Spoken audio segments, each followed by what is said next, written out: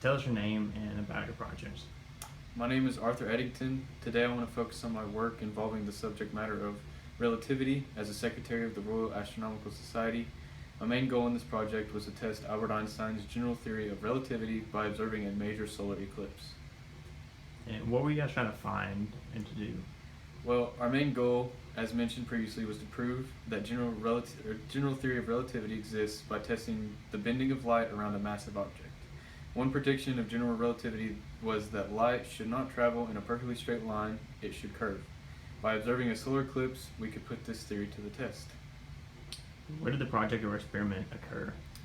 We decided that two teams were necessary for the job because of the location. If one team had a cloudy sky, then hopefully the other team would have clear sky to observe the solar eclipse. Luckily, both teams had a clear view of the event. The first team was led by myself and Frank Watson Dyson. We decided to travel off the west coast of East Africa to the island of Precepi. This location was chosen because the path of the eclipse led directly over the island. The second team was led by Andrew Cloud de la Crosse Cromlin and Charles Davidson. They were tasked with observing from Sobral, Brazil, which was also in the path of the solar eclipse. What other significant events were happening around the world at the time? The Great World War was in full swing at the time, and I have to say it affected my research heavily. I struggled to keep the wartime bitterness out of my astronomical work. I repeatedly called for British scientists to preserve our pre-war friendships, especially since some of our colleagues were German scientists. In 1918, I was conscripted into the armed forces, but I claimed constituous objector status. This would have not been heard if it were not for my colleague Frank Dyson, who intervened with a letter of recommendation. And who else was involved in the project? We also had others working with us in those two teams, as mentioned above, such as William de Sitter and Edwin Cottingham. Both I worked with during my time in France. Andrew Cromlin and Charles Davidson, who also went with the second team to Sobral in northeastern Brazil.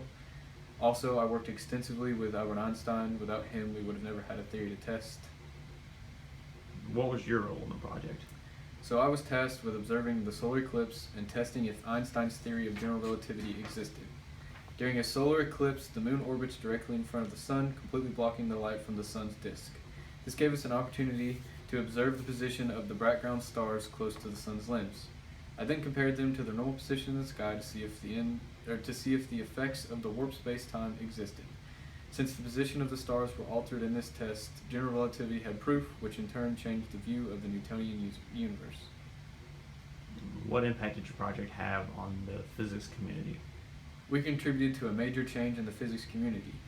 There were others who tried so hard to disprove Einstein's theory because he was not a household name at the time. They believed that their theories were correct, and the fact that we found proof shook them hard. The warping of space-time by the sun's mass was real, and Newtonian's inert space had been replaced by our new theory. Many publications were made, and Einstein not only became very credible to scientists, he also was now well known by non-scientists. Of these, is there a specific publication that distinguishes itself from others? I believe that the New York Times publication on the front page was groundbreaking. In a time just after the war, the discomfort for Germany was high, but a German scientist making the front page was great. He became well known and praised for his discovery, and we were able to make a positive mark on the physics community to the entire world. Thank you for your time.